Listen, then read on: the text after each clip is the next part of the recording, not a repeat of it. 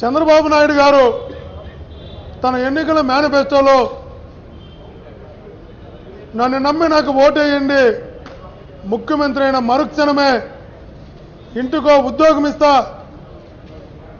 1,60,60,000 ఇండ్లుంటే 1,60,00,000 ఉద్యోగాలు ఇస్తా, ఒకవేళ ఉద్యోగం ఇవ్వలేకపోతే నిరుద్యోగ భృతిస్తా, ఆంధ్రప్రదేశ్లో ఏ నిరుద్యోగి కూడా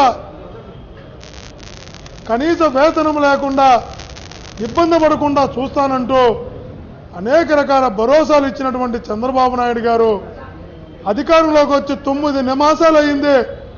ఇప్పటి వరకు ఒక్కటి ఉద్యోగాన్ని ఇచ్చినటువంటి పాపాన బోలా. కనీసం నిరుద్యోగ భృతి ఇస్తారని ఆ రోజు యువకులు ఆశపడ్డారు. ఒకే ఒక ఓటు వేసేస్తే బాబుకి జాబ్ వచ్చేస్తుంది, ఆనందంగా ఉండొచ్చని ఆనందపడ్డారు. కనీసం ఉద్యోగం లేకపోయినా నిరుద్యోగ భృతినే ఇచ్చి చంద్రబాబు నాయుడు గారు నేను మారానని సినిమా డైలాగులు చెప్తుంటే చక్కగా ఇన్నటువంటి ఆశాబాహులైనటువంటి నిరుద్యోగులు చంద్రబాబు నాయుడు గారు నమ్మి ఒక్కోటే కదా ఉద్యోగం వస్తుంది, ఒక్కోటే కదా నిరుద్యోగం వస్తుందని లక్షలాది మంది యువకులు చంద్రబాబు నాయుడు గారు నమ్మి ఓటు వేయడం జరిగింది. ముఖ్యమంత్రి అయ్యాడు అయ్యగారు, బాబుకు జాబ్ వచ్చింది, బాబు కొడుకు జాబ్ వచ్చింది, కూడా ఉన్న వాళ్ళకి జాబ్ వచ్చింది, ఓటేసిన వాళ్ళకి జాబ్ ఎక్కడా అని అడుగుతున్నాం. నమ్మిన నిరుద్యోగులకి జాబ్ ఎక్కడా అని అడుగుతున్నాం. నమ్మిన నిరుద్యోగులు ఈరోజు పాపం ఎలాగాక రోడ్ల మీద ఉద్యోగం మహాప్రభు బాబో ఉద్యోగం బాబో ఉద్యోగం అంటూ వీధుల్లో బట్టి అంగలు తిరుగుతున్నారు. వాళ్ళు చాలా బాధాకరం. ఈరోజు అసెంబ్లీలో అందుకనే చంద్రబాబు నాయుడు గారు ఇచ్చిన హామీలు మేమిచ్చిన హామీలు కాదు, కొత్త విషయాలు కాదు. చంద్రబాబు నాయుడు గారు ఏదైతే తన మేనిఫెస్టోలో ప్రకటించాడో ఆ హామీలు నెరవేర్చాలని, ఆ హామీల మీద చర్చ జరపాలని, నిరుద్యోగులకు బాసటగా నిలవాలని వైఎస్ఆర్ కాంగ్రెస్ పార్టీ ఈరోజు అర్జెంట్ మోషన్ ఇవ్వడం జరిగింది. అయినా దాని మీద చర్చ జరపడానికి కూడా అధికార పక్షానికి ధైర్యం లేదు, చర్చ జరపడానికి కూడా ముందుకు రావడం లేదు. ఇది మంచి పరిణామాలు కాదు. బాబు వచ్చారు, జాబు కదా భగవంతుడి గారిగా ఉన్న జాబులు పోతున్నాయని గగ్గోలు పెడుతున్నారు. ఎన్ని విభాగాలు ప్రభుత్వ విభాగాల్లో అవుట్ సోర్సింగ్ లో ఉన్నాయో అన్ని విభాగాలు కూడా రోడ్ల మీదకి ఎక్కి ధర్నాలు చేస్తున్నారు, నిరాహార దీక్షలు చేస్తున్నారు. మమ్మల్ని కాపాడండి ప్రభు, నువ్వు కొత్త ఉద్యోగం కదా భగవంతుడి గారిగా ఉన్న ఉద్యోగాన్ని ఓడగొట్టకుండా చూడు మహాప్రభు, బాబు ఉన్న ఉద్యోగాన్ని కాపాడని రోడ్ల మీద కూర్చొని కడుపులు మార్చుకొని నిరాహార దీక్షలు చేస్తున్న అందరూ కూడా తెలుసు. వాళ్ళ తరపున మాట్లాడాలని, ఇలాంటి అబాయకులకి అండగా నిలవాలని వైఎస్ఆర్ కాంగ్రెస్ పార్టీ ఈరోజు ప్రభుత్వాన్ని నిలదీసైనా వాళ్ళకి మేలు చేయాలని ప్రయత్నిస్తే మాట్లాడే అవకాశం కూడా రాకపోవడం మంచి పద్ధతి కాదు అని చెప్తున్నాం. ఇది ఒక్కటే కూడా కాదు, ఆంధ్ర నుంచి నిరుద్యోగ భృతికి దేవుడి గారిగా కొత్త ఉద్యోగం దేవుడి గారిగా ఆంధ్రప్రదేశ్కి చెందిన వాళ్ళు తెలంగాణలో ఉద్యోగం ఇచ్చారు. తెలంగాణలో పుట్టారని తెలంగాణకు ఇరిగేషన్ డిపార్ట్మెంట్లో ఒక ఎగ్జాంపుల్ చెప్తున్నా మీకు. 175 మంది ఇరిగేషన్ ఇంజనీర్లకు తెలంగాణలో కేటాయించడం జరిగింది. తెలంగాణకు సంబంధించిన 36 మంది ఇరిగేషన్ డిపార్ట్మెంట్ ఇంజనీర్లను ఆంధ్ర కేటాయించడం జరిగింది. వాళ్ళు ఆంధ్రాలో పుట్టారని. ఈ 175 మంది ఇంజనీర్లు ఓన్లీ ఇరిగేషన్ డిపార్ట్మెంట్ ఇంజనీర్లు తెలంగాణ కేటాయిస్తే ఒక్కరు కూడా ఇప్పటి వరకు గత 4 నెలల పోస్టింగ్ ఇవ్వాల, ఉద్యోగం ఇవ్వాల, జీతాలు ఇవ్వాల. ఈ ప్రభుత్వం ఉన్న ఉద్యోగులు కూడా ఎప్పుడో ఉద్యోగాలు పొందిన వాళ్ళు కూడా జీతాలు లేక పోస్టింగ్లు లేక కనీసం ప్రభుత్వం దానిపైన పట్టించుకోక పాపం వాళ్ళు కూడా రోడ్లపైన తిరుగుతున్నారు. 36 మందిని ఆంధ్రాకి కేటాయిస్తే తెలంగాణ వాళ్ళని ఆ మంత్రి హరీష్ రావు గారు గవర్నమెంట్తో ఏం మాట్లాడుకున్నాడో తెలియదు కానీ 36 మంది నిలువ చేశారు ఆంధ్రప్రదేశ్ వాళ్ళు మరలా వాళ్ళ రాష్ట్రానికి వెళ్ళి వాళ్ళు పోస్టింగ్ పొందారు. ఆంధ్ర కేటాయించిన 36 మంది తెలంగాణకి మళ్ళీ వాళ్ళకి డిటైన్ చేస్తే వాళ్ళు ఇల్లు అక్కడ పోస్టింగ్లు పొందితే అడగాల్సిన పని లేదా? మీ 36 మందిని మేము పంపిస్తున్నాం, మా 175 మందికి పోస్టింగ్ ఎప్పుడు ఇస్తారని అడగాల్సిన బాధ్యత ఈ ప్రభుత్వానికి ఉందా లేదా అని అడుగుతున్నాం. ఆ 175 మంది ఇరిగేషన్ ఇంజనీర్లలో పాపం ఈరోజు వాళ్ళని చూస్తే కడుపు తరక్కుపోతుంది. వాళ్ళ బాధ్యత తిరుగుతున్నారు. తెలంగాణ ప్రభుత్వం ఒకటి చెప్తా ఉంది, మా రాష్ట్రానికి 36 మంది ఇరిగేషన్ ఇంజనీర్లలో మీ కేటాయిస్తే మీ రాష్ట్రానికి ఇస్తే మేము వెనక్కి తెచ్చుకున్నాం. మీ వాళ్ళు 175 మంది మాకు కేటాయించారు. ఆ మా 36 మందిని మీరు తీసుకోండి అంటే ఆ 36 మందిని కూడా తీసుకున్నారంటే తీసుకోలేని దౌర్భాగ్య పరిస్థితుల్లో ఈ రాష్ట్ర ప్రభుత్వం ఉంది. ఎంత బాధాకరం అడుగుతున్నా. కొత్త ఉద్యోగం లేదు, నిరుద్యోగ భృతి లేదు, ఉన్న ఉద్యోగాలకి పోస్టింగ్లు లేక రోడ్ల మీద తిరుగుతున్నారు. ఇదేం ప్రభుత్వం అని అడుగుతున్నా.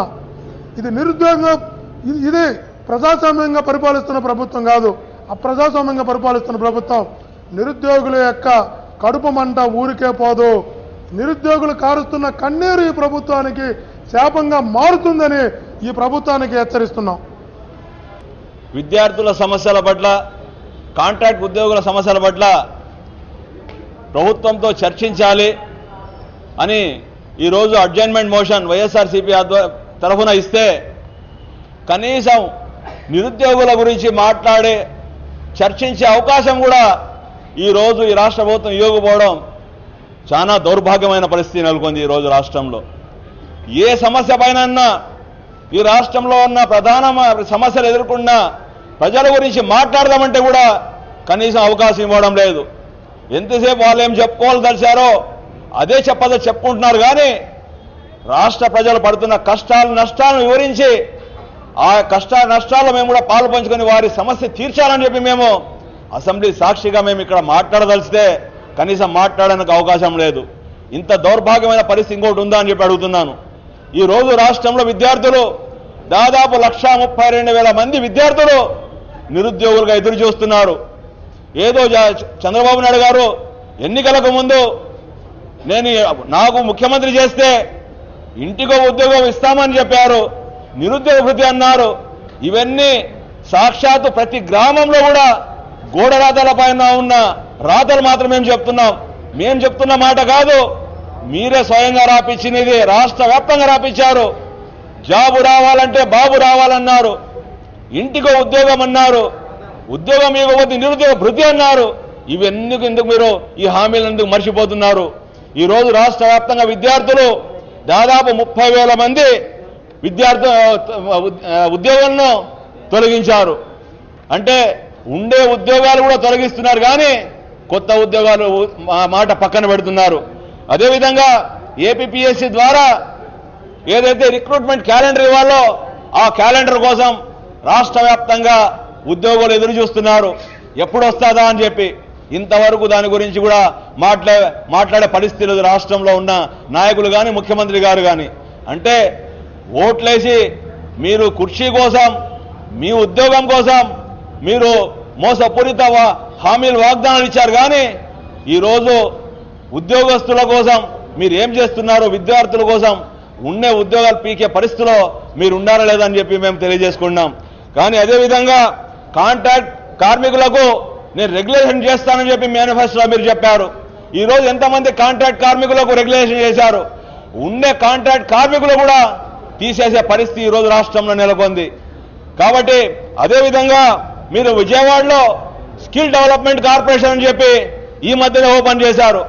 ఆ స్కిల్ డెవలప్మెంట్ కార్పొరేషన్ ద్వారా ఎంతమందికి ఉద్యోగాలు ఇచ్చారో ఒక్కసారి చెప్పాలని చెప్పి మేము డిమాండ్ చేస్తా ఉన్నాం.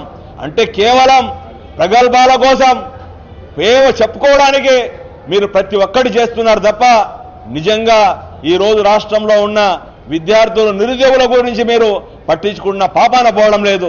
దీనిపై మాట్లాడదామంటే కూడా కనీసం మాకు అవకాశం ఇవ్వకుండా మా గొంతు నొక్కుతున్నారు. ఈ ప్రజాస్వామ్యంలో మాట్లాడే ప్రజా సమస్యలపైన చర్చించడానికి అసెంబ్లీ వేదికగా మాట్లాడాలని చెప్పి మేము కోరుకుంటున్నాం. కానీ ఈ విధంగా మాట్లాడాలని పోతే ఎంతసేపు మా యొక్క గొంతులు నొక్కడానికి ప్రయత్నం చేస్తున్నారు. దీన్ని మేము తీవ్రంగా విచారం వ్యక్తం చేస్తున్నాం. అత్యంత ప్రజా ప్రాధాన్యత కలిగినటువంటి అంశాలను అసెంబ్లీలో లేవనెత్తడం ద్వారా వాటి పరిష్కారానికి కృషి చేయాలా, ప్రజలకు తోడ్పాటుగా ఉండాలనేటువంటి ఉద్దేశంతో గత 3 రోజులుగా వాయిదా తీర్మానాలకి అనుమతి కోరుతా ఉన్నాం. రాష్ట్రంలో ఏర్పడినటువంటి కరువు పరిస్థితి గురించి, అదేవిధంగా పోలవరం పట్టిసీమ గురించి, వాటితో పాటు ఈ యొక్క లక్షలాది మంది నిరుద్యోగులకు, వేల మంది కాంట్రాక్ట్ అవుట్సోర్సింగ్ ఉద్యోగులకు సంబంధించిన భవిష్యత్తు పైన కూడా ఈరోజు వాయిదా తీర్మానం ఇవ్వడం జరిగింది. నిన్నటి రోజు కూడా డ్వాక్రా మహిళలు వాళ్ళ సమస్యలపైన ఇవ్వడం జరిగింది. చాలా ప్రాధాన్యత గల అంశాలను చర్చించాల్సినటువంటి బాధ్యత ఈ సభ పైన ఉంది. ఒక నిర్మాణాత్మకమైన ప్రతిపక్షంగా ప్రజలు తీవ్రంగా ఎదుర్కొంటున్నటువంటి సమస్యలను సభ దృష్టికి తెచ్చి తద్వారా చర్చ జరగాలని చెప్పి మేము కోరుకుంటా ఉన్నాం. అయితే ఈరోజు శాసనసభ సమావేశాలు కుదించి వేయడం జరిగింది. ప్రజా సమస్యలపైన చర్చకు ప్రభుత్వం ఏమాత్రం కూడా సిద్ధంగా లేదు. లక్షల మంది నిరుద్యోగులు ఉద్యోగాల కోసం ఎదురు చూస్తూ ఉన్నారు.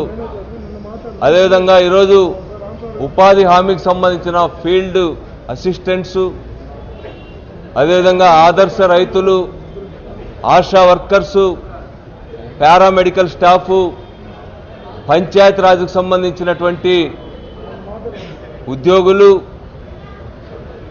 వీరితో పాటు అనేక సెక్టార్స్కి సంబంధించినటువంటి అవుట్సోర్సింగ్ కాంట్రాక్ట్ ఉద్యోగులు ఇప్పటికే దాదాపు 50,000 మంది ఉద్యోగాలను కోల్పోయినటువంటి పరిస్థితి ఉంది. ఉపాధి హామీ లాంటి విషయంలో అయితే తీవ్రమైనటువంటి కరువు ఉంది. గ్రామాల్లో పనులు పెట్టాల్సినటువంటి అవసరం ఉంది. ఈరోజు ఫీల్డ్ అసిస్టెంట్స్ని సగానికి సగం మందిని తొలగించడం వల్ల దాని ప్రభావం ఈరోజు వలసలు పెద్ద ఎత్తున పెరగడానికి కూడా కారణమైంది. అందుకనే తీవ్రమైనటువంటి ప్రజా సమస్యలను చర్చించాలనేటువంటి ఉద్దేశంతోనే ఇచ్చిన ఈ వాయిదా తీర్మానాలను తిరస్కరించడం దురదృష్టకరం. వీటిపైన చర్చ తప్పనిసరిగా చేపట్టాలని చెప్పి ఈ సందర్భంగా కోరుతా ఉన్నాం. ప్రభుత్వం కూడా ప్రజా సమస్యలపైన చర్చకు సిద్ధపడాలని చెప్పి కూడా ఈ సందర్భంగా విజ్ఞప్తి చేస్తా ఉన్నాం. అసెంబ్లీలో ప్రజల సమస్యల మీద మాట్లాడాలంటే వైఎస్ఆర్ కాంగ్రెస్ పార్టీకి అవకాశం ఇవ్వకుండా ఏ విధంగా ఇబ్బంది పెడుతున్నారో మీ అందరికీ తెలుసు. అబద్ధపు ప్రామిసులతోటి ప్రజలని మోసం చేసి అధికారంలోకి వచ్చి ఈరోజు ప్రజల సమస్యలు తీర్చకుండా ఏ విధంగా చంద్రబాబు నాయుడు గారు మోసం చేస్తున్నాడో, అదేవిధంగా ప్రజలకి న్యాయం చేయాలా, ఏవైతే వాగ్దానాలు చేస్తున్నాడో అవన్నీ కూడా ప్రజలకి అందించాలని వైఎస్ఆర్ కాంగ్రెస్ పార్టీ అసెంబ్లీలో మాట్లాడుతుంటే ఈరోజు అవకాశం ఇవ్వకుండా ఏ విధంగా సభని వాయిదా వేస్తున్నారో మీ అందరికీ తెలిసిందే. ఎందుకంటే ఈరోజు నిరుద్యోగ సమస్య అయితేనేమి, డ్వాక్రా మహిళల రుణాల మాఫీ సంగతి అయితేనేమి, రైతుల రుణమాఫీ అయితేనేమి, ఇవన్నీ కూడా ఏ విషయమైనా సరే ప్రజలకు అందజేయాలా, ఇచ్చిన మాట నిలబెట్టుకోవాలని బాబు గారిని అడిగితే అసెంబ్లీలో వాటిని అసెంబ్లీలో మాట్లాడనీయకుండా, స్పీకర్ గారు పర్మిషన్ ఇవ్వకుండా మైకులు కట్ చేసి ఏ విధంగా చేస్తున్నారు ఈరోజు జనమంతా కూడా చూస్తున్నారు, రాష్ట్ర ప్రజలంతా కూడా గమనిస్తా ఉన్నారు. ఇది చాలా దారుణం. ఏదైతే బాబు గారు ప్రామిస్ చేస్తున్నారో వాటన్నింటినీ కూడా ప్రజలకు అందించాలా, తప్పకుండా వాటిని చేయాలని ఈరోజు వైఎస్ఆర్ కాంగ్రెస్ పార్టీ డిమాండ్ చేస్తూ ఉంది. ఈరోజు నిరుద్యోగ సమస్య చాలా తీవ్రంగా ఉంది. ఎక్కడ చూసినా కూడా విద్యార్థులు ఉద్యోగాలు లేకుండా ఎక్కడ పడితే అక్కడ తప్పగా ఒక జాబ్ ఉందంటే అక్కడ కొన్ని వేల మంది వచ్చే పరిస్థితి ఉంది. ఈరోజు అటువంటి నిరుద్యోగులందరికీ కూడా నిరుద్యోగ భృతి ఏ విధంగా చంద్రబాబు నాయుడు గారు ప్రకటించారో వాటిని తప్పకుండా అందజేయాలని ఈరోజు వైఎస్ఆర్ కాంగ్రెస్ పార్టీ తరఫున మేమంతా కూడా అడుగుతూ ఉంటే ఈరోజు వాటిని మాట్లాడించేదానికి అవకాశం ఇవ్వకుండా ఈరోజు అడ్డుపడుతున్నారు. ఇది చాలా దారుణం. ఏదేమైనా ఈరోజు విద్యార్థులు తెలియబడే సమయం తప్పకుండా వస్తుంది. తెలుగుదేశం నాయకులకి బుద్ధి చెప్పే సమయం ఆసనం అవుతుందని తెలియజేస్తారు.